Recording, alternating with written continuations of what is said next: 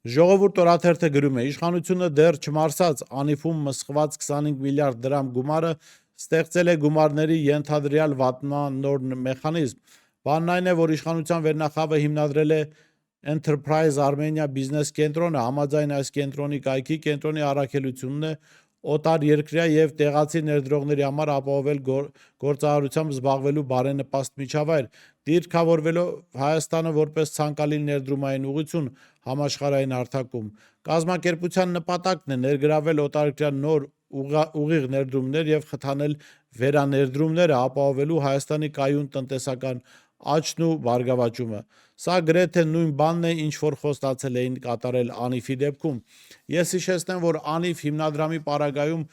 ավելի քան 65 միլիոն դոլար ուղղակի փոշիացվեց, եղել են նաև հրապարակումներ, մամուլի հետաքննական հրապարակումներ, որոնք պարզել են, որ